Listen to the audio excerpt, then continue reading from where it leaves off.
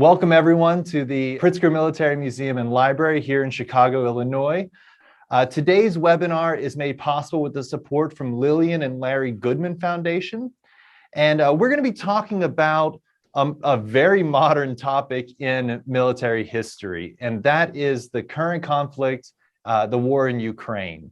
And teachers across the country have been getting tons of questions about what students have been seeing in the news regarding the war in Ukraine. And to help answer those questions and to help explain exactly what's going on, I have joining with us is retired Lieutenant Colonel Alex Vindman.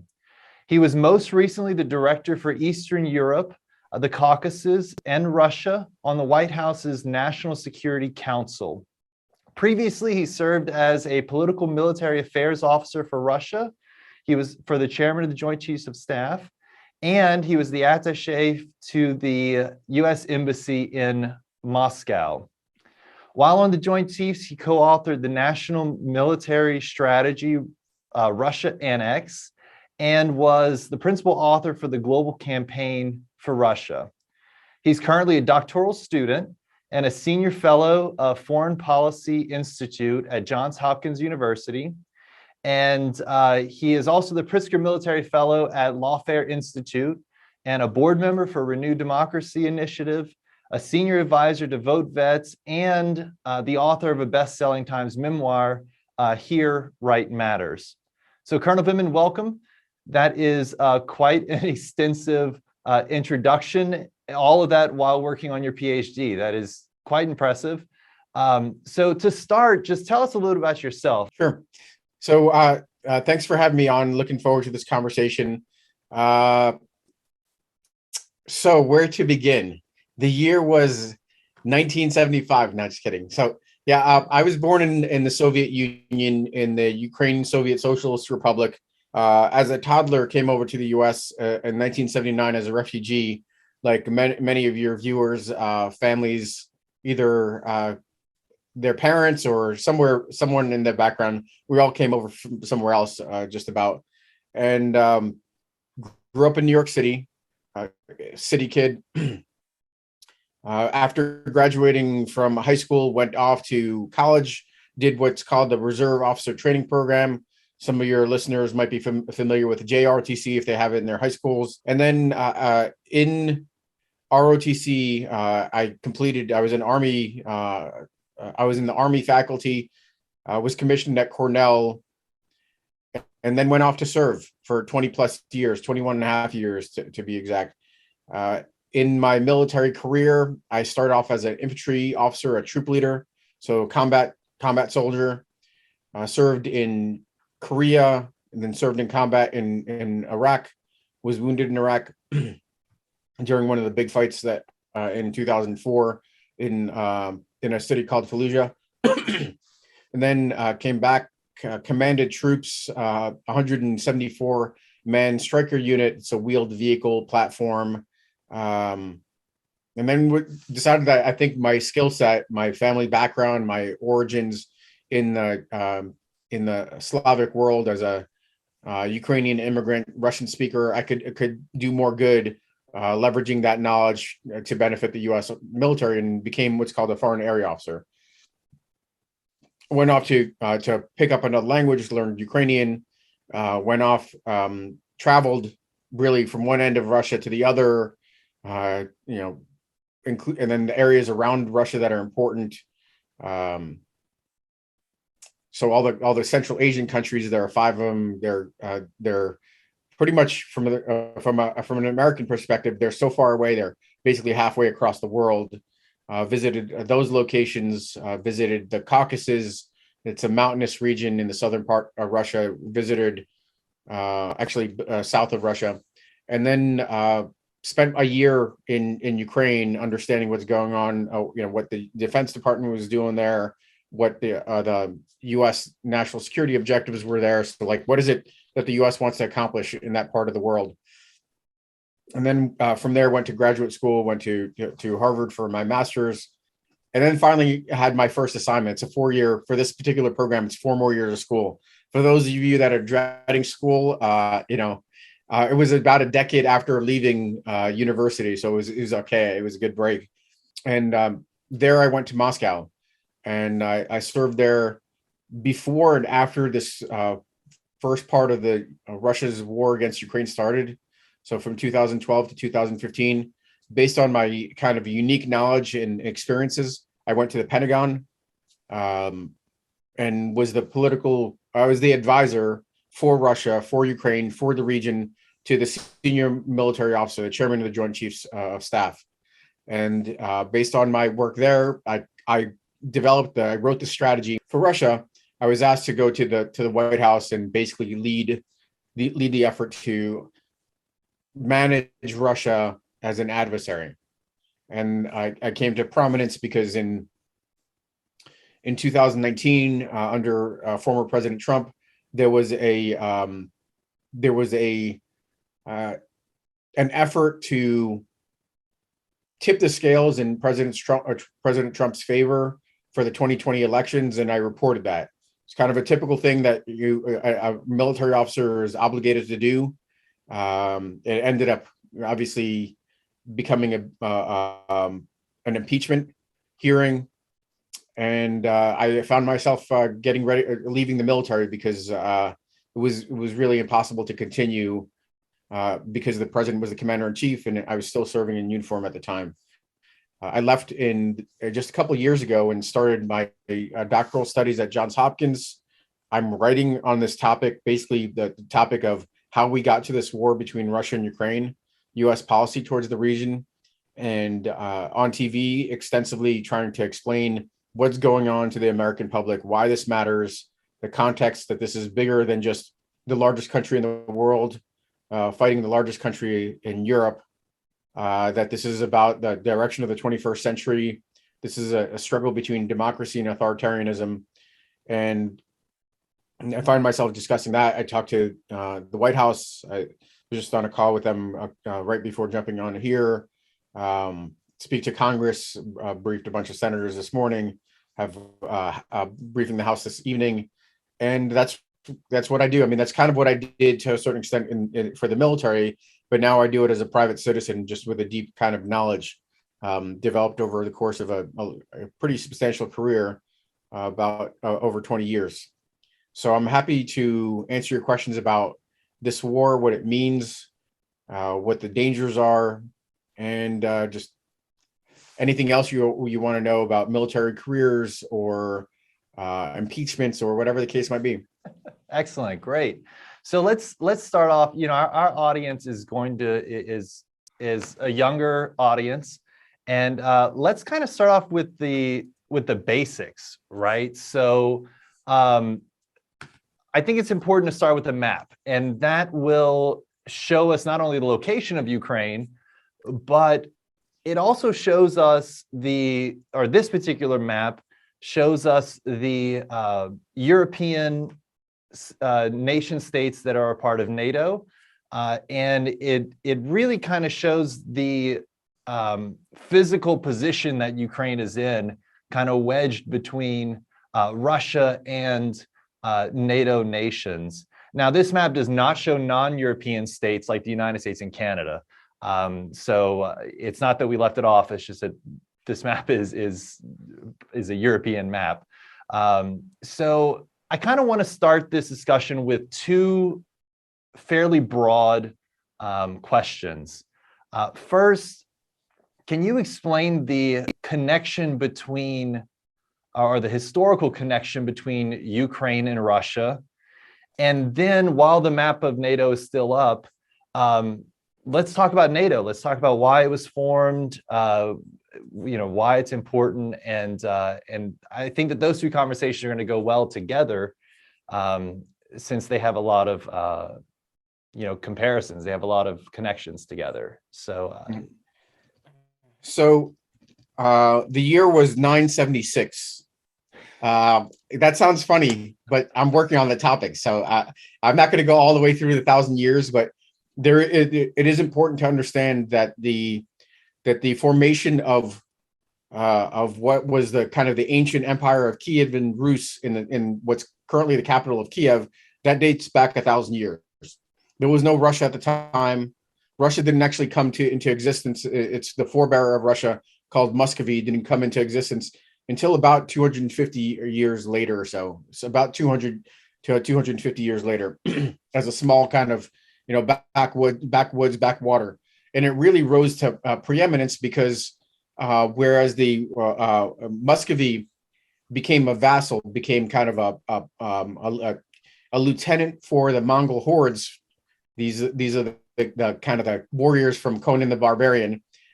Ukraine didn't submit in the same way and was Kiev and Rus didn't submit in the same way, and it was basically destroyed. The city was completely destroyed. It was depopulated. I mean, there was it was some artifact of what used to be a robust city that was already 200 plus years old, but it was depopulated and didn't really didn't come back to prominence about 400 years later. Meanwhile, in that period of time, and those, so if we jump from the beginning of the 13th century to the middle of the 17th century, Russia, Muscovy, starts to gain power, starts to accumulate territory, really starts to expand northeast, southwest. That they actually use the Cossack horsemen of Ukraine to conquer large portions of territory as their proxy military. And then there's the power struggle between Ukraine that's coming back to establish its own independent sovereign state and Russian power. But it's not just a struggle between Russia and Ukraine. It's also a struggle between Poland and Ukraine and the Ottoman Empire, which is now Turkey and Ukraine. And Ukraine was, as you can see on this map, was central. So it was being kind of pressured from all sides. And they made the decision that, the Russians and Ukrainians have a long history together. Let's work together with the Russians. They made an agreement in the 17th century.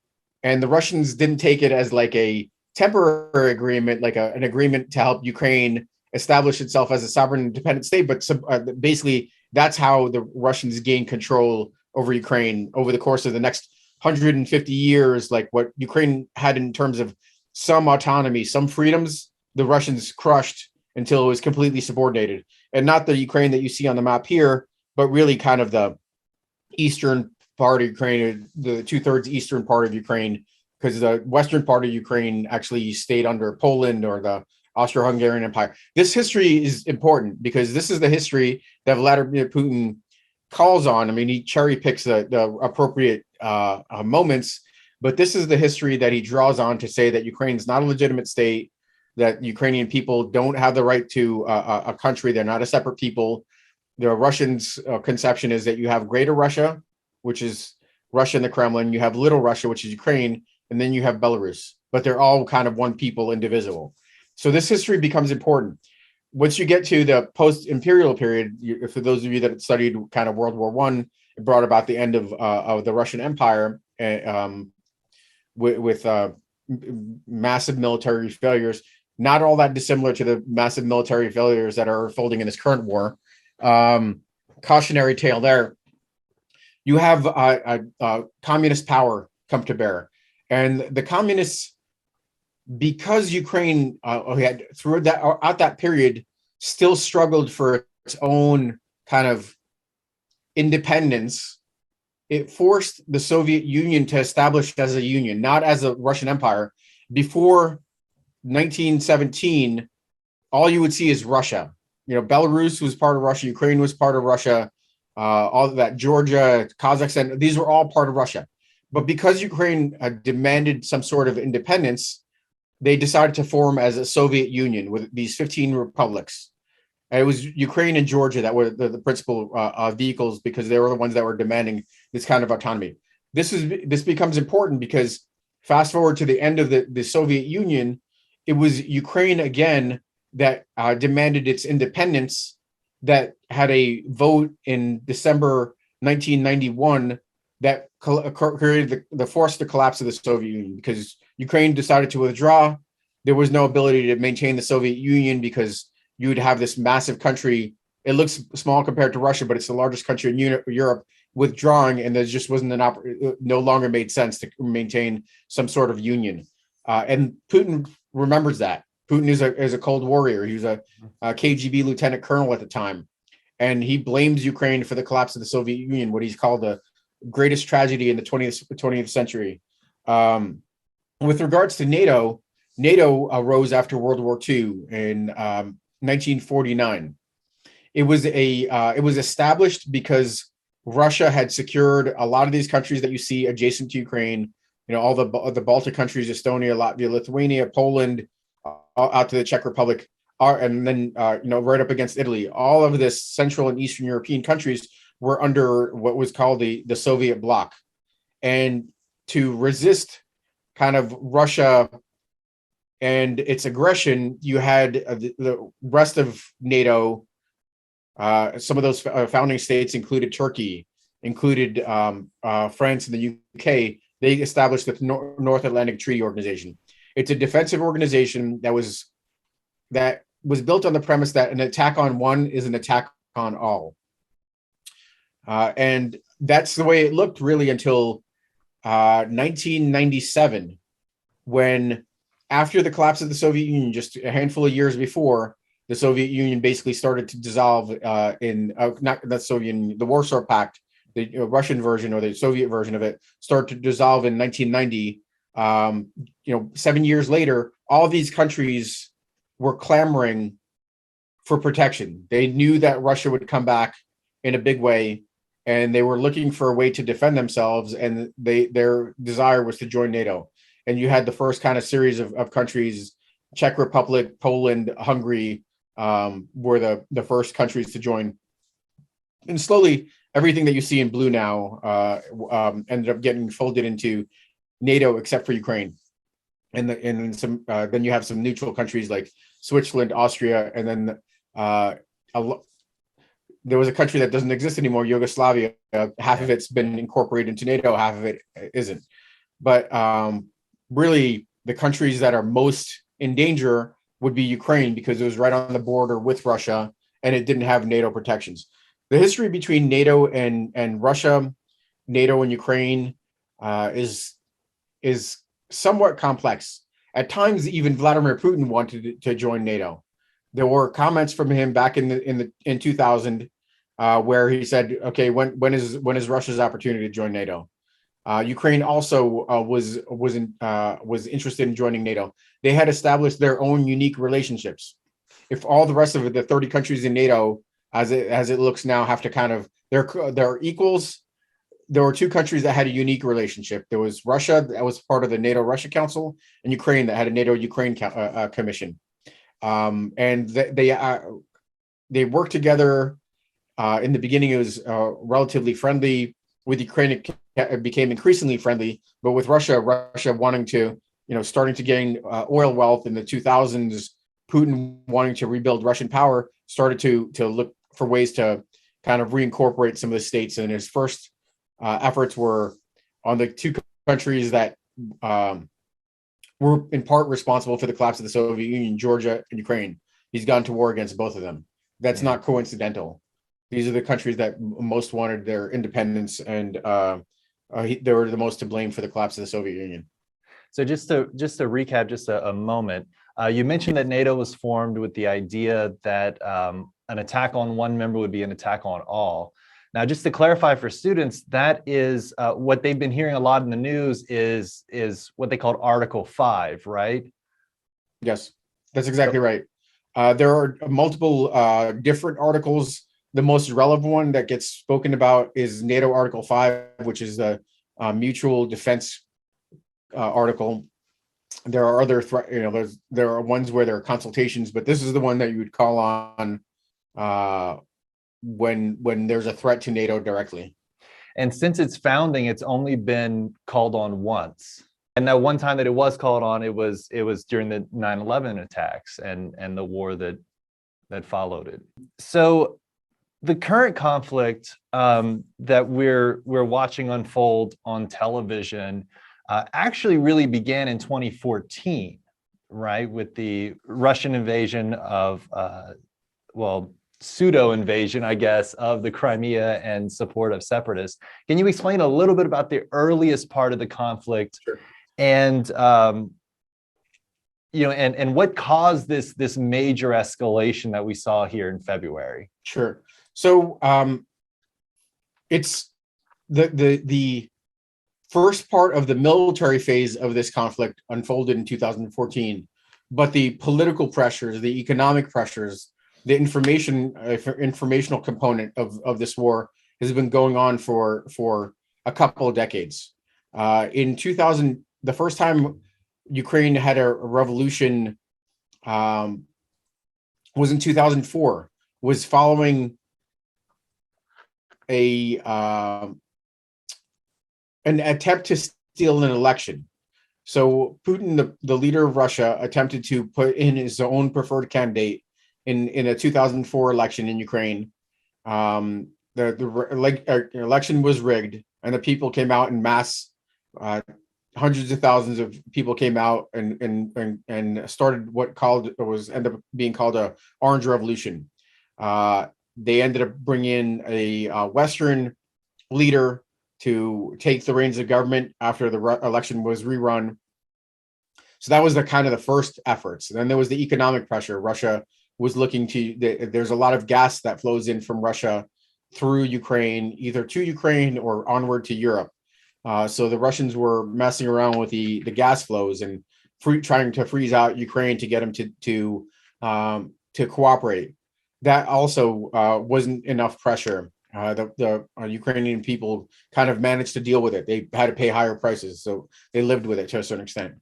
At times, they had to bend to on smaller issues. They had to bend to Russia's will because of the kind of Russian power and use of energy as a kind of a baseball bat or something to beat Ukraine with. But the military component of this war started in 2014, and it started when the leader of Ukraine at the time, a guy named Viktor Yanukovych, it's kind of shocking that he got elected. He was at one point a felon imprisoned in the Soviet era.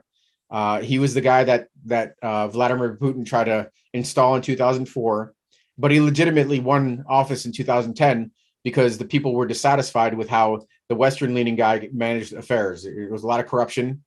And it allowed this populist guy, that might ring bells to how some of our recent elections unfolded.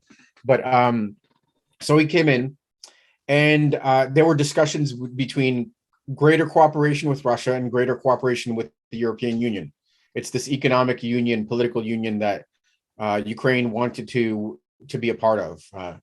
You heard of this union certainly within the past few years when the UK, United Kingdom, withdrew from it in Brexit. So these conversations were going, and then at the last minute, this leader Viktor Yanukovych took a $10 billion bribe and canceled all the plans for cooperating with the EU, which was a big problem because the population thought that this would be good for their families, good for their incomes, good for their lives. And there was another revolution called the Revolution of Dignity. And this was a strongman-like figure, like a wannabe autocrat. And he suppressed this peaceful protest violently. And that created a violent backlash. And ultimately, he fled the country. He went to Russia. Unsurprisingly, he went to Russia. And at that moment of weakness, Ukraine didn't have much of a military. It had really about 6,000 troops available for war because the military had been broken down, all sorts of theft and corruption. It didn't have much of a military, and it also didn't really have a government. It had kind of a caretaker government, interim government. And that's when Putin launched his war, or he launched a covert operation to seize Crimea. Russian troops went in and took the Crimean Parliament building, and a lot of the key infrastructure that surrounded the Ukrainian bases. I should mention that the Russian armed forces have a large military installation. It's even larger now, called the Black Sea Fleet. It's this massive fleet of ships and naval infantry. We call them Marines here. And that's what they used to seize and steal Ukraine. And then they held a kind of a staged election where the population supposedly voted in favor of joining Russia.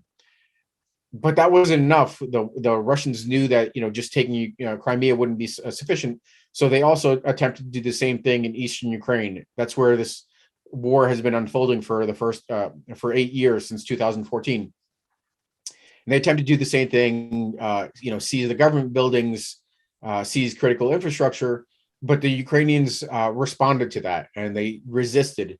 And that created a situation where Russia, over the course of about a year and a half, seized small pieces of east of Ukraine.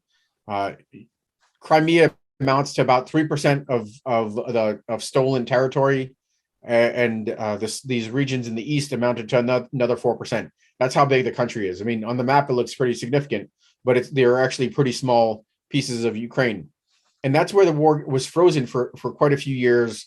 The Russians wanted to maintain pressure on the government in Kiev to get them to fall back in line under Russian power. But the Ukrainians continue to make progress. They continue to develop as a democratic country. They continue to make reforms, continue to tamp down on corruption. They still have a lot of issues, but they were making progress. And Russia, and that takes us to the reason, or the question of why now. Russia saw Ukraine slipping through its fingers, getting further and further away from Russian power. Putin, in a way, accurately assessed that the longer he waits, the harder it's going to be. He didn't realize that he waited too long already, and that Ukraine had kind of grown out of being an easy catch for Putin. And then there were some other issues. So that was the kind of the biggest driver, that he had to act, otherwise it would be too late. The other big drivers are this campaign started to build up in the spring of 2021. And what do we know about that is just weeks before there was a January 6th insurrection, an attack on the Capitol building. That's important because to Vladimir Putin, who's looking for indicators on whether to actually do this operation, he noted that this is not the America that he may have feared as a KGB officer, or that had won the war in Desert Storm in 1990 and 1991. This was a different kind of America that looked like it was vulnerable and fractured. And then there was also the fact that there was a lot of discord that previous president introduced between the NATO alliance. These demands for paying dues and things of that nature that kind of seemingly broke the cohesion of the NATO. And all of these things came together to suggest that this was going to be easy, that the Ukrainians were much smaller on paper. The Russians had a more advanced capability. The time was the opportunity was there because the U.S. was distracted, and NATO and the U.S. were kind of at odds with each other, had different views on threats. In fact, that all proved to be false, and this was a major miscalculation. But those were the reasons that Putin decided to act, because he thought he smelled opportunity. So we saw quite a large invasion in February. Estimates range around 160 to 190,000 troops involved in this invasion. But over the last few days, especially, we've seen reports of withdrawals from Kiev and some of the other areas where Russia wasn't doing well. Can you help us understand the original goals of what this invasion was, and how they've changed just 6 or 8 weeks later to prompt this rather large withdrawal from sections of Ukraine? So the initial plan, based on this kind of chauvinism from Vladimir Putin, that Ukraine doesn't have the right to exist, that these are people that are, don't see themselves as different than Russians, was that this was going to be easy, that the Russians would come in with overwhelming force from the north, from the south, from the east. They would surround cities and demand the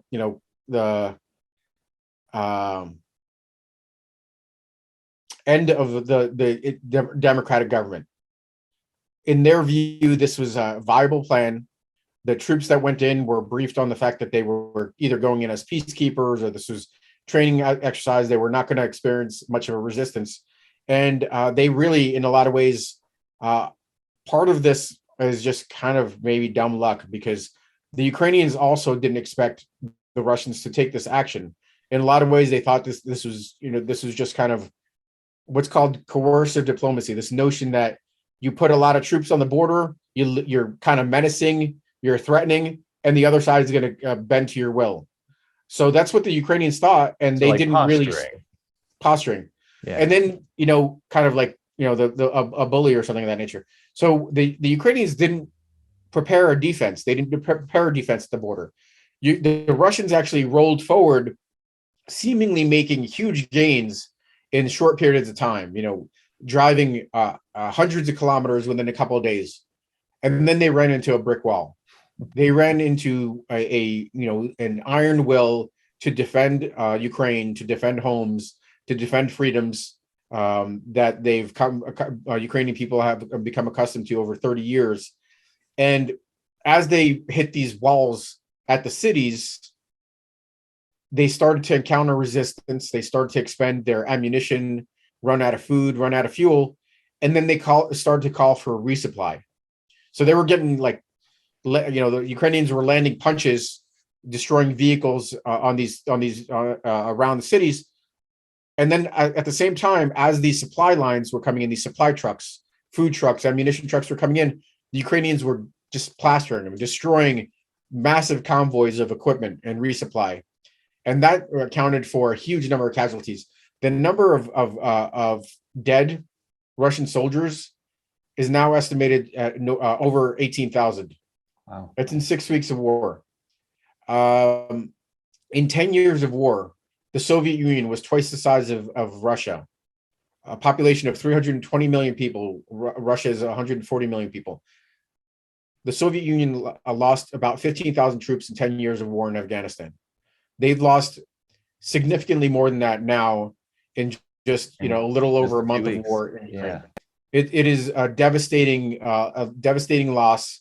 The Russians are trying to conceal all these losses. They're trying to say that they're according to the TV screens and the internet in Russia, the Russians are winning. The Ukrainians are on the brink of collapse and things of that nature.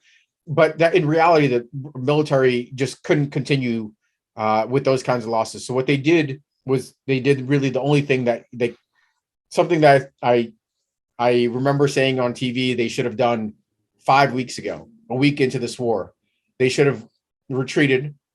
They should have consolidated, reestablished their formations, and then they should have moved up and secured their logistics, secured all of those supplies that they need. And that's kind of what they're doing now. They've withdrawn from the north, and they're focused on the east and the south, and they're going to go in with everything that they have. And this is a particularly dangerous moment because, in fact, the Russians have a lot of planes. They have a lot of helicopters. They have a lot of artillery, which are these cannons, heavy cannons. And they have a lot of rockets they could send in. And they could, in this much more focused war now, actually achieve some effects, even though the Ukrainians have been brilliant, setting up ambushes, conducting raids. This is now a much more narrow theater of war, and I am concerned that the Russians have in fact inflicted some casualties on Ukraine, inflicted some destroyed some equipment, and now this is a dangerous phase of war where Ukrainians need to hold out. If they win in the next 4 to 6 weeks, they're in a good position to end Russia's offensive. If they lose, then this is a recipe for a very, very long war, and frankly, a war that probably draws in the U.S. eventually. Yeah, well, that's a great segue into the next question that I have. Before we went live, we asked students to send in questions, and one of them that we kept getting was what's stopping the U.S. and Europe from getting involved.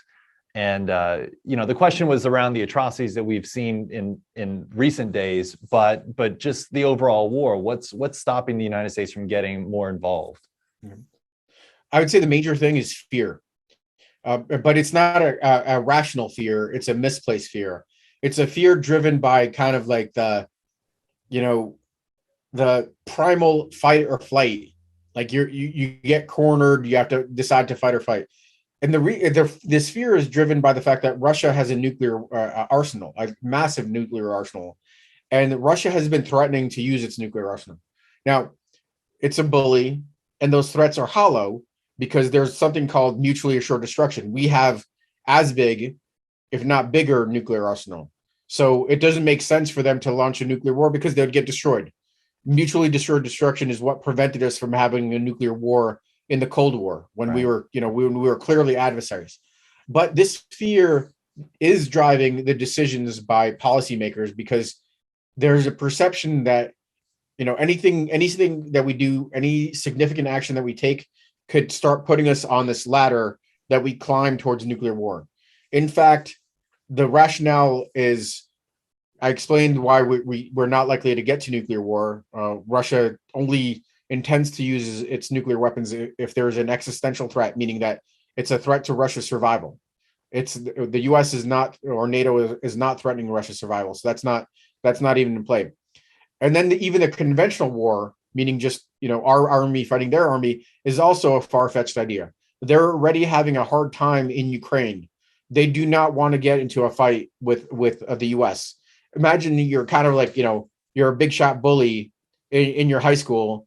You think you could pick on the bully tries to pick on somebody already having a hard time losing the fight. Do you want to pick a fight with the biggest guy on the block? No, probably not. So it doesn't make sense, but that's the fears that are driving some of our decision making, and it's a feature that I call self-deterrence. That basically the Russians have gotten into some of our leaders' heads and are kind of getting them to respond to fears instead of reality and well-considered decisions. Right. So we have just a few minutes left, about 5 minutes or so left. And I have two questions that I absolutely want to ask you. First, a lot of our student audience is probably too young to remember, but this conflict reminds me a lot of the Iraq War as a civilian, where every night we saw it on the television. I distinctly remember sitting, watching the very first bombs hit Baghdad on the opening of the very long war.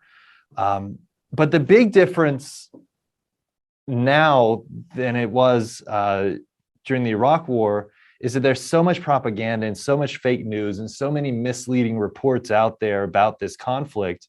Do you have any advice for young people who are trying to have conversations about this war with their peers? What advice would you give them? Sure.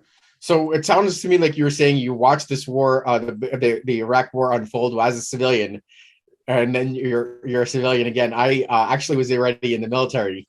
I've been serving for 1.5 years, so that's kind of a little surreal. But that is true. The Russians in particular have been attempting to feed all sorts of false information. They're saying that it was these atrocities that are occurring in the areas that the Russians occupied and then retreated from, that the Ukrainians doing it, that it was the Ukrainians that were responsible for precipitating this war because they're Nazis. Or frankly, one of the esteemed professors actually in your neck of the woods saying that this is, it was NATO's fault for NATO expansion that was responsible for this war.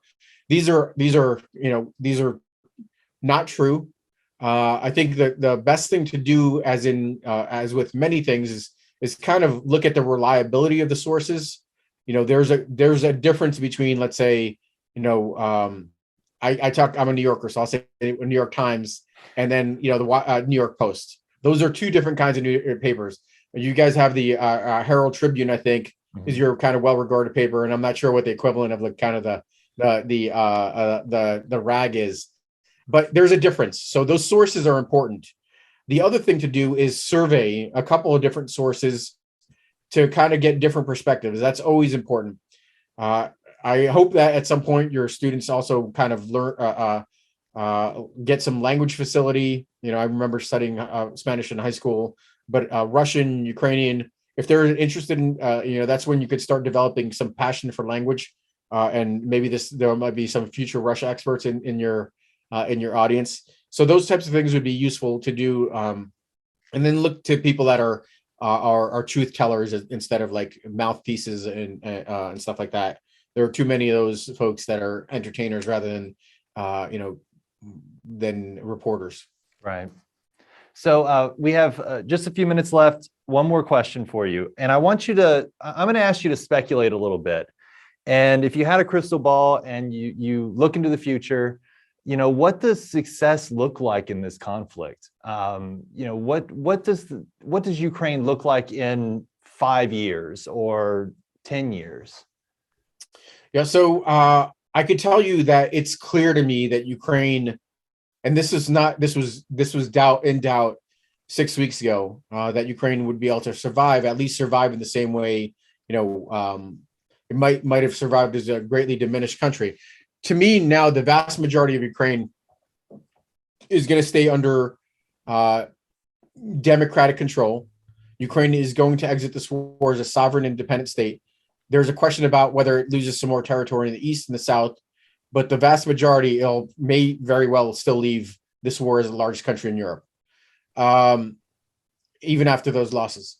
I think ultimately Russia is going to be greatly diminished.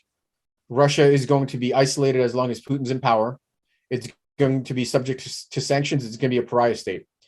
And Ukraine, 5 or 10 years from now, is going to be like Japan or South Korea. It's going to be a modern, thriving, democratic state. And the reason is that these things that seemed insurmountable before this war, endemic corruption, putting in reforms, they're now easy. They fought a war, they fought for their freedoms. Those things are not. There's not going to be any tolerance for the kinds of things that would arrest prosperity. And when this country gets rebuilt, it's going to look like the most modern, beautiful. I mean, it's a beautiful.